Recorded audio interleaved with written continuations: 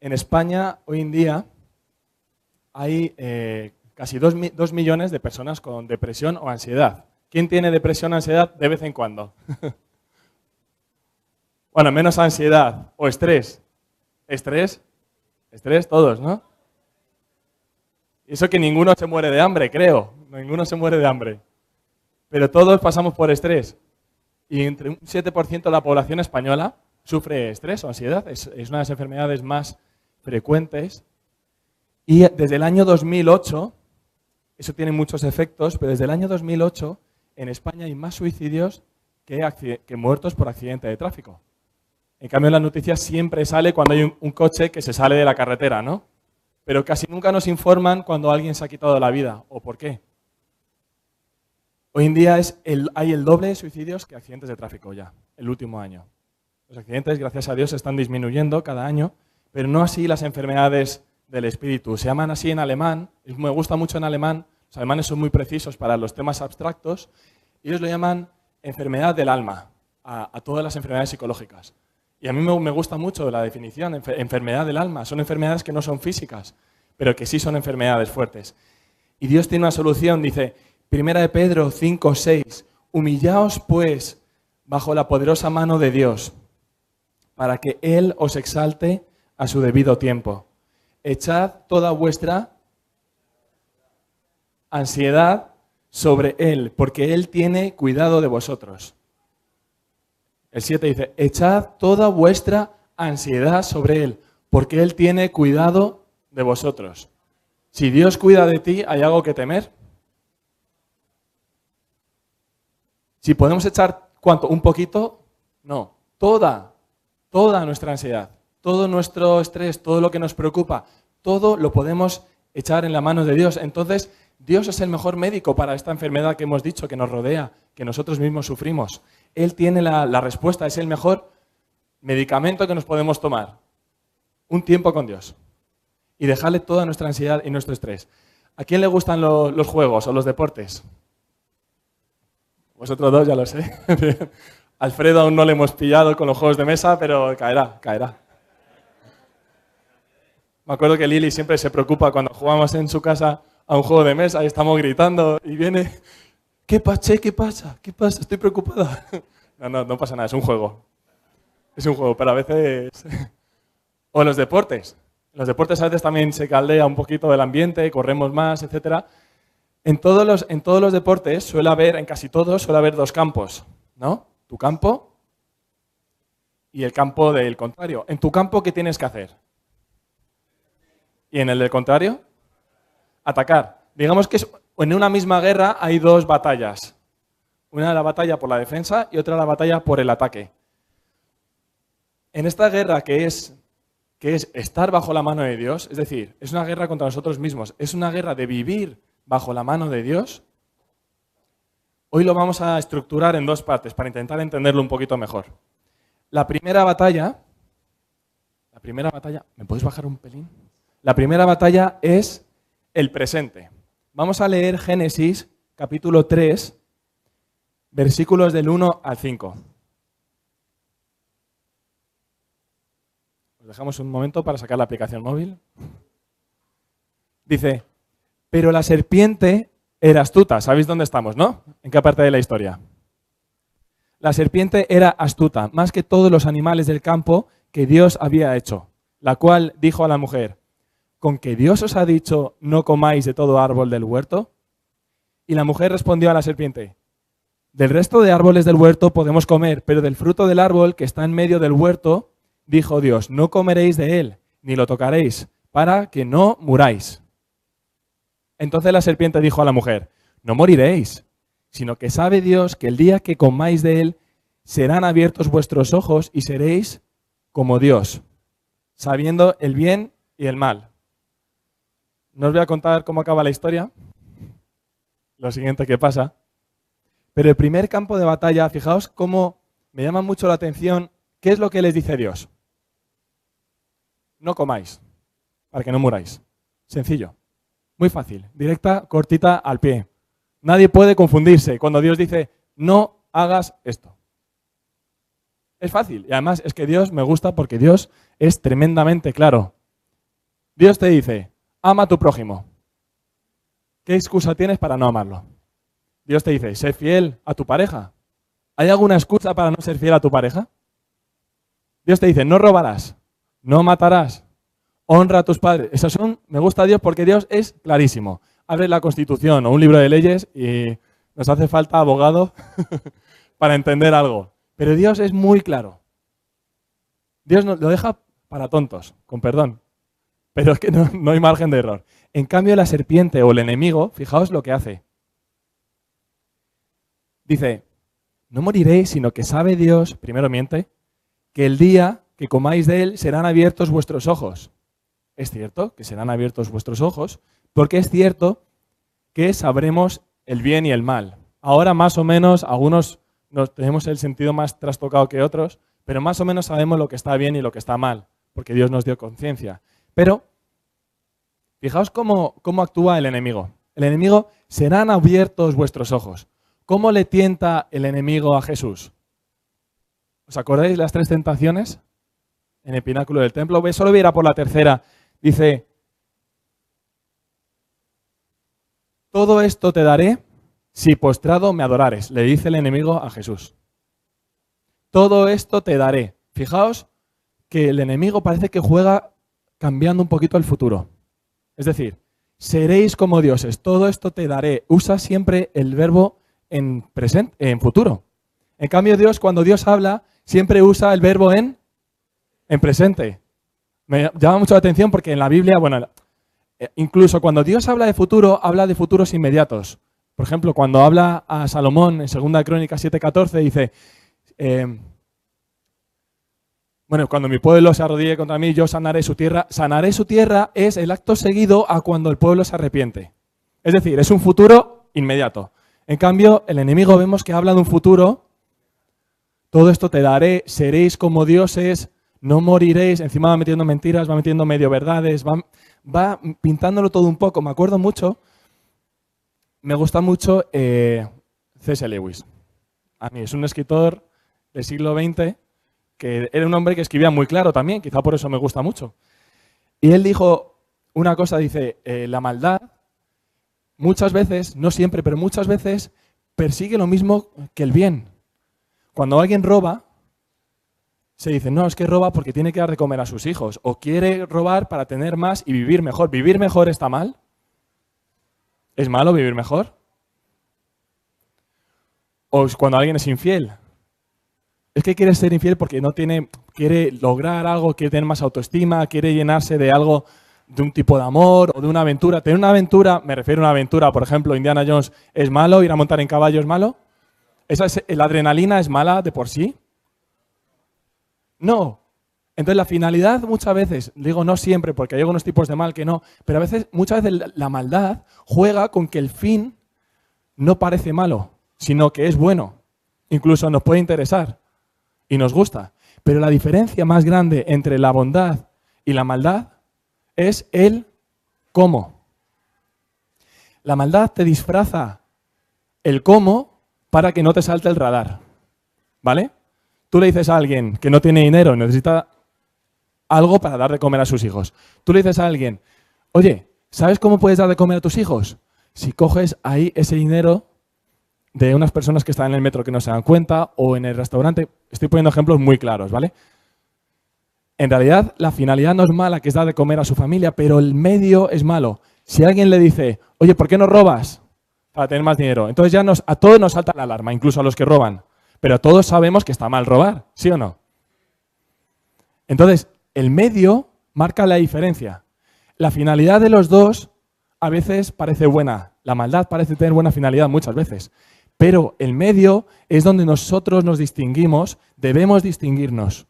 Porque en el medio, si queremos vivir bajo la mano de Dios, el medio lo es todo. No podemos decir, confiamos en Dios, yo quiero obedecer a Dios, Dios te habla en presente, Dios te habla con instrucciones claras, y tú cogiendo mentiras piadosas o yendo por otro camino para lograr algo. No, a mí en el trabajo me obligaban, querían que mintiese mucho, mi jefa. Y yo el primer día le dije, vas a mentir tú, yo no voy a mentir. Pero están tan acostumbrados a tener mentiras piadosas que no son tan malas, se dice. Pero ¿qué es la integridad? ¿Qué es vivir rectamente? es que ese medio no lo toleres. No tolere las medio verdades. Es cierto que la serpiente dijo una medio verdad a Eva. Es cierto que seremos como Dios en el sentido de distinguir el bien y el mal. Pero mintió. Sí que morimos. Y ella sí que murió. Y la serpiente siempre intenta mezclar. Y a veces se dice un ejemplo del agua del váter, ¿no? Yo tengo aquí un vaso de agua y me lo bebo. Pero si alguien me dice que ha soltado una gotita del váter, no me lo bebo. Eso pasa lo mismo con el medio. Aunque la finalidad parezca buena, cuando tengamos solo un poquito, una pizquita, una mentirilla, un poquito de orgullo, una finalidad que no sea buena, oye, alarma, saca la alerta y huye de eso. Busca el camino recto, ¿no? Siempre dice Javi, ¿no? Dice, gracias porque me vas por el camino recto. El camino recto. Y fijaos cómo, me encanta, Dios habla en presente. Y ahora ya os he dicho cómo funciona, cómo le gusta funcionar al enemigo con futuro y cómo funciona a Dios, más bien con presente. Llama la atención que en la Biblia, en toda la Biblia, apenas se hable del cielo. Muy, muy, muy poco. ¿Qué pasa cuando morimos? Muy poco. ¿Qué pasa? ¿Cómo va a ser el cielo nuevo y tierra nueva? Un poquito de Apocalipsis y porque entró por los pelos, porque casi le dejan fuera del canon, ¿verdad? O sea que a Dios no le interesa, o parece que no le interesa mucho lo que vendrá. Y a veces se meten con los creyentes, ¿no? Otras personas dicen, es que estáis pensando en otro mundo. Pues a ver, si yo leo la Biblia, Dios está pensando siempre en presente. Siempre nos quiere ahora. Siempre quiere que nuestro pensamiento de ahora Él esté presente y nos pongamos debajo de su mano. Y ahí la pregunta es, ¿nosotros somos como Dios o como el enemigo? ¿También le damos respuestas a Dios futuras? Oye Dios, si me das un buen trabajo y gano el doble o me toca la lotería, entonces empezaré a ofrendar y haré un templo impresionante y haré una iglesia con... Pero una parte me la guardo, claro. Pero haré un templo impresionante. Hay muchísimos ejemplos de esto. No, es que si tuviese más tiempo podría leer la Biblia más a menudo. Es que, y con Dios a veces hacemos y trabajamos como nos habla a nosotros el enemigo. Y empezamos a hablar en futuros. Es que si en mi iglesia me tuviesen más en cuenta, me respetaran más, no me hiciesen el vacío, por ahí cada uno se siente como quiere. Es que entonces te serviría más, llegaría puntual incluso, o me apuntaría a los discipulados, o preguntaría en qué puedo ayudar. Hay 1000 ejemplos de esto. Y siempre los ISIS. ¿Y si esto pasara? ¿Y si esto otro? Y siempre decimos, mira, no existe ISIS. Dios es presente. Si quieres servirle, sírvele ya. Si quieres orar, sabes que tienes que orar, ora. Si sabes que tienes necesidad de leer la Biblia, deja lo que estás haciendo y ponte a leer la Biblia, porque el Espíritu Santo funciona en presentes. Por eso está bien planificar, siempre diciendo, yo planifico, pero Dios, rómpeme todos los planes cuando te dé la gana. Yo planifico, yo estudio, yo sé qué quería estudiar. Y yo sé de qué quiero hacer en unos años en mi trabajo. Yo sé dónde quiero ir. Pero antes que todos mis planes está, oye Dios, si me quieres romper los planes, rómpemelos, porque van a ser mejores que los míos. Y yo quiero vivir el presente con Dios. Luego tenemos que leer en la tele el Carpe Diem, el Vive el Momento. Y resulta que Dios fue el que lo inventó. El Vive el Momento. Vive el Momento, ahora te quiero hablar, ahora quiero tratar contigo. Dios es un Dios de presente. Y le voy a leer un versículo con esto.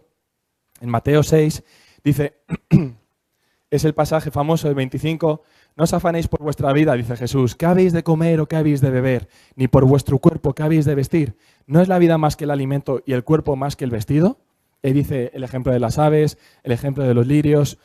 Dice en el 33, buscad primeramente el reino de Dios y su justicia, y todas estas cosas os serán añadidas. Así que no os afanéis por el día de mañana, porque el día de mañana traerá su afán. Basta cada día su propio mal. Es decir, preocúpate por el presente, porque el presente futuro, o sea, lo que pase en el futuro, ya tendrás tiempo para preocuparte por él. Pero si Dios te está hablando ahora, preocúpate por el ahora. Esa es la primera batalla. Vamos ya por la segunda, pero me gusta mucho la palabra regalo. En español tiene un sinónimo que es presente. Te he traído un presente. Pues, ¿qué os parece si nos acordamos de esta frase? Vamos a traerle un presente a Dios, nuestro presente. El segundo campo de batalla es tu fe. Dios nos creó con la capacidad de crear. Es un atributo de Dios. y la capacidad de creer. Siempre habla de esto el pastor, del sueño, ¿no? Que antes de que alguien haga algo lo ha tenido que soñar, lo ha tenido que pensar, imaginar, etc. Dios nos ha dado la capacidad para soñar, para crear y para dirigirnos hacia lo que estamos pensando. Hay una diferencia entre tener una duda de fe, que pasa también muchas veces, y también hemos visto varias predicaciones de esto, como Abraham, cuando le decían que iba a tener un hijo. Decían, yo es que, entiéndeme, donde no hay no se puede sacar. Pero tuvo un hijo. Y hay muchísimos héroes de la fe que tienen, o héroes de la fe, y llamamos, que han tenido grandes dudas de fe. Eso es una cosa que vemos que la Biblia trata de un modo, Dios trata de un modo, y otra cosa es cuando tu fe ya no está en Dios. Hemos hablado antes del agua del váter. Si os fijáis, Dios cuando más, voy a decir, se enojaba o más se entristecía, era cuando el pueblo buscaba otros dioses. Cuando el pueblo se fijaba en otras cosas, ponía la fe, su confianza en otras cosas. Hemos hablado antes del presente. La segunda pregunta que hay entonces, aparte de cómo es tu presente, es ¿cómo es tu fe? ¿En qué confías? ¿Confías como las aves, que confían en que Dios le dará el alimento mañana? ¿O confías en tu talento? Algunos confían, hay un salmo muy bonito que dice, estos confían en carros y aquellos en caballos. Significa que unos confiaban en su poder, él hablaba del poder militar, hablaban de carros y caballos, y el salmista dice, mas nosotros que confiamos en Dios, tendremos memoria. Es decir, harán memoria, o tendrán memoria, o harán memoria de lo que Dios ya ha hecho. Es decir, unos confiaban en su poder y otros, el salmista decía, pero nosotros confiaremos en Dios al 100%. Dice Mateo 6:24, ninguno puede servir a dos señores, porque o aborrecerá al uno o amará al otro, o estimará al uno y menospreciará al otro. No podéis servir a Dios, y aquí dice, y a las riquezas, porque el dinero es seguramente lo que más confianza da a la gente. Si yo tengo una buena cuenta bancaria, en teoría vivo sin miedo, sin temor. No me va a faltar nada. Tengo para comprar coche, casa, alimento, viaje, etc. Si el dinero no falta, por eso Jesús lo compara con las riquezas. Pero en el Antiguo Testamento, cuando había menos, se puede decir de otros modos, ¿no? Pero la gente confiaba en otros dioses. Había más mezclas en las tribus antiguas, había más superstición. No sé si había más superstición, pero la gente era muy supersticiosa. Y se hacían dioses, por eso había politeísmo. Se hacían dioses de todo, hasta el dios del trigo, para que la cosecha sea buena. Entonces, lo que hoy confiamos en el dinero, o en época de Jesús, ya en Imperio Romano, en la antigüedad, en época de Judá e Israel, quizá podemos decir que confiaban más en otros dioses, o al menos la Biblia lo expresa así. Pero mirando a ver en qué confiamos, más estadísticas, el 16% de los españoles cree y lee su horóscopo cada día. Todos los días leen su horóscopo. Siempre me llamó la atención cuando leía una revista o un periódico que nunca faltaba el horóscopo. En ningún lado. Puede ser que no hubiese noticias internacionales o ninguna noticia del Madrid, que es casi imposible. Pero que falle el horóscopo, jamás. Siempre está el horóscopo. Digo, ¿quién lo escribirá?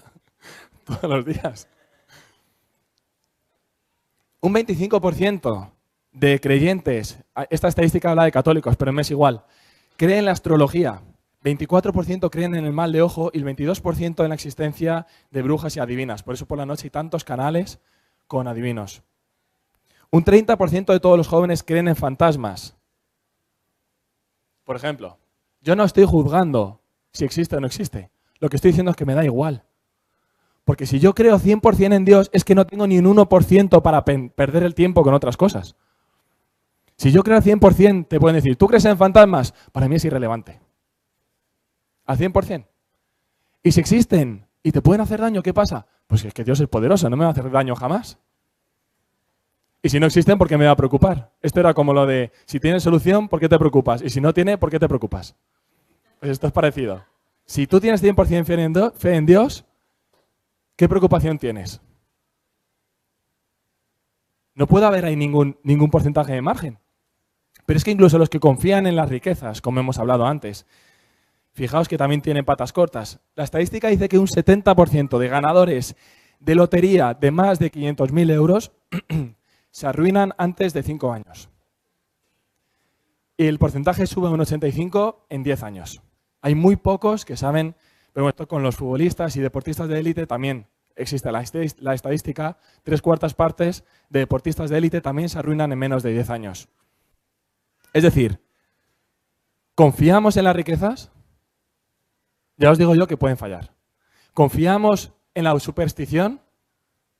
Ni siquiera sé si existe. Con lo que también nos va a decepcionar. ¿Quién es el único que no nos va a decepcionar nunca? ¿Por qué entonces creemos en estas cosas? Hay un ejemplo bíblico muy famoso de esto. Es Saúl. ¿Sabéis? Saúl, en una batalla antes de los filisteos, si os interesa está en 1 Samuel 28, Saúl fue y montó su campamento y vio que había un ejército enorme de filisteos. Le entró temor. Y empezó a orar y a buscar a los profetas. Dios, ¿vamos a vencer o no? Porque son muchos filisteos. Y no obtenía respuesta de Dios. Incluso echó los dados, ¿no? ¿Cómo se llamaban? Y no tuvo respuesta de Dios. Entonces, ¿qué hizo? Un error fatal. Puede ser que a veces Dios esté en silencio y no te conteste. O puede ser que tengamos los oídos llenos de cera y no lo escuchemos. Pero una cosa no debemos hacer nunca. Cambiar nuestra confianza. Lo que hizo Saúl fue cambiar su confianza. Y fue a una divina. La divina de Endor. Igual que la luna del retorno del Jedi. A la divina de Endor. ¿Por qué? Dice la Biblia. Porque Saúl tenía temor. Entonces, os resumo la historia para no leerlo todo. La divina le dice, ¿pero qué haces aquí? Porque Saúl había echado a los adivinos, siguiendo la ley de Dios. ¿Qué haces aquí? Porque iba disfrazado. Dice, si te digo algo me pueden matar. Y dice Saúl, yo te prometo que no te vamos a tocar un pelo. Entonces, bueno, ahí hacen sus adivinanzas, que no voy a entrar. Eso más bien lo habláis con el pastor. Es un tema complejo. Pero lo que nos interesa es el desenlace. Dice la Biblia, cuando vio Saúl al ejército filisteo, le entró tal miedo que se descorazonó por completo. No un poquito, por completo. Fueron a buscar a la divina para consultarla. Entonces Samuel, que se le aparece en el pasaje de la divina, le dice a Saúl que Dios le ha abandonado y va a morir al día siguiente. Fíjate, para eso mejor no preguntes, ¿no? Al instante, dice la Biblia, Saúl se desplomó. Y es que la Biblia dice literalmente, estaba lleno de miedo por lo que Samuel le había dicho. Obviamente, si a mí me dicen que voy a morir mañana, no sé, seguramente reaccione como Samuel, cosa como Saúl. Pero estaba lleno de miedo por lo que Samuel le había dicho. Ahí vemos que el temor llevó a Saúl a consultar a la divina. Cuando tenemos nosotros mismos, alguna vez hayamos consultado, no sé, astrología, o hayamos consultado cosas fuera de Dios, o tenemos familiares o amigos que lo hacen, ¿sabemos por qué lo hacen? Lo está diciendo la Biblia, por temor, por miedo al futuro, miedo a la incertidumbre. Pero hay un versículo que es la medicina para esto. Primera de Juan 4:18. Es un versículo para acordarse siempre. Dice, en el amor no hay, sino que el perfecto amor echa fuera el temor. El temor conlleva castigo y el que teme no ha sido perfeccionado en el amor. ¿Dios qué es? Dios es amor. Si nuestros amigos, nuestros parientes, dejamos que Dios nos inunde de su amor, ¿qué pasa con el temor? Dice la Biblia, en el amor no hay temor. Si no hay temor, no hay miedos, no hay este tipo de supersticiones, no hay incluso confianza en el dinero. Porque si Dios me llena, yo confío al 100% en Dios. Si Dios está conmigo, Dios me llena de su amor, no hay nada más donde necesite buscar. Y lo bueno que tiene esto es que Dios no falla. ¿Cuántos pueden levantar la mano de que Dios no falla? En todos estos años, nunca, ni un minuto Dios me ha fallado. Y siempre, a veces, años más tarde, veo cómo Él ha actuado. Y no necesito confiar en el dinero. Ni necesito confiar en mis talentos ni en mi carrera. Ni necesito tampoco buscar fuera.